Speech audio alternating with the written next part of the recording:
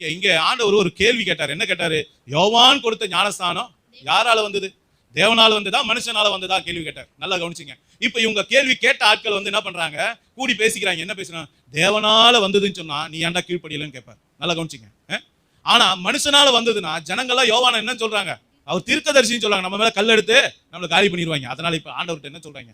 எங்களுக்கு தெரியாதுன்னு சொன்னாங்க. நல்லா கவனிச்சுங்க. அப்போ தேவனால உண்டான ஒரு விஷயத்துக்கு நீங்களும் நானும் என்ன பண்ணணுமா? கீழ்ப்படியணும் அப்படின்னு சொல்லப்பட்டிருக்கு. ஒண்ணு. ரெண்டாவது ஒரு காரியத்தை பார்ப்போம். இதே மாதிரி ஒரு சம்பவம் இன்னொரு இடத்துல எழுதப்பட்டிருக்கு பாருங்க. அப்போஸ்தலர் 5ஆம் அதிகாரம் 34 39 வரைக்கும் வாசிங்க. அப்பொழுது சகல ஜனங்களாலும் கனம் பெற்ற நியாய சாஸ்திரியாகிய கமாலியேல் என்னும் பேர் கொண்ட ஒரு பரிசேயன் ஆலோசனை சங்கத்தில் எழுந்திருந்து அப்போஸ்தலரை சற்று நேரம் வெளியே கொண்டு போக சொல்லி சங்கத்தாரை நோக்கி, இஸ்ரவேலரே, இந்த மனுஷருக்கு நீங்கள் செய்ய போகிறதை குறித்து எச்சரிக்கையா இருங்கள். ஏனென்றால் இந்நாட்களுக்கு முன்னே தெயுதாஸ் என்பவன் எழும்பி தன்னை ஒரு பெரியவனாக பாராட்டினான். ஏறக்குறைய 400 பேர் அவனை சேர்ந்தார்கள். அவன் மடிந்து போனான். அவனை நம்பின அனைவரும் சிதறி அவமாய் போனார்கள்.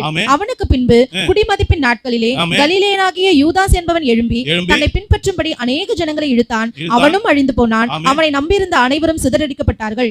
இப்பொழுது நான் உங்களுக்கு சொல்லுகிறது என்னவென்றால், இந்த மனுஷருக்கு ஒன்றும் செய்யாமல் இவர்களை விட்டு விடுங்கள். இந்த யோசனையும் இந்த கிரியையும் மனுஷரால் உண்டாயிருந்ததானால் ஒழிந்து போம். தேவனால் உண்டாயிருந்ததே ஆனால் அதை ஒழித்துவிட உங்களால் கூடாது. தேவனோட போர் செய்கிறவர்களாய் காணப்படாதபடிக்கு பாருங்கள் என்றான். ஆமே. நல்ல கவனிங்க. நமக்கு ஒரு விஷயம் புரியலன்னா உடனே தப்புன்னு சொல்லிடக்கூடாது. என்னது? உடனே தப்பு நமக்கு புரியல அவ்வளவுதான். ஆனா ஆண்டவர் என்ன சொல்றாருன்னா, இங்க அழகா சொல்ற 2 சம்பவம், யோவானுடைய சம்பவத்தை வச்சும் இங்க கமாலியேல் மூலமாக கொடுக்கிற ஒரு ஆலோசனை என்ன? தேவனால் ஒரு காரியத்தை இந்த உலகத்துல செய்யப்படும் போது அதுக்கு ஆண்டவருடைய பிள்ளைங்க உண்மையாக கீழ்ப்படிந்து நடக்கணும் அப்படின்னு சொல்லி ஆண்டவர் சொல்றாரு. முதல்ல யோவான் மூலமாக ஒரு ஞானஸ்தானம் கொடுத்தது, அது தற்காலிகமானது. நல்லா கவனிச்சுங்க.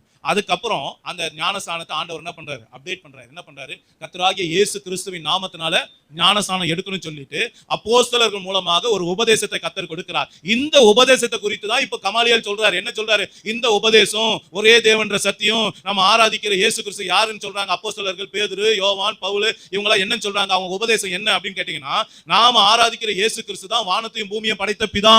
அவர் தான் யெகோவா தேவன். அவர் தான் நமக்காக ரத்தம் சிந்த குமாரனாக வந்தவர். அவர் தான் நமக்கு பரிசுத்த ஆவியாக இருக்கிறவர். 3 தன்மைகளை வெளிப்பட்ட ஒரே தேவன் என்கிற சத்தியத்தை அவங்க போதிக்கிறாங்க.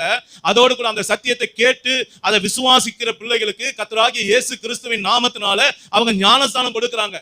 இந்த உபதேசத்தை குறித்து தான் இங்க கமாலியேல் சொல்றாரு.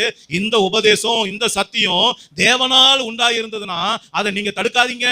நீங்க தடுத்தீங்கன்னா என்ன பண்ணுவீங்க? நீங்க தேவனோடு போர் செய்கிறவர்களாய் மாறிடுவீங்க. தேவனுக்கு விரோதமா யுத்தம் பண்ணுறவர்களாய் மாறிடுவீங்க. தேவனுடைய திட்டத்துக்கு எதிர்த்து நிற்கிறவர்களா மாறிடுவீங்க அப்படின்னு சொல்லி இந்த கமாலியேல் ஒரு வார்த்தையை எச்சரிப்பாக சொல்லுகிறார்.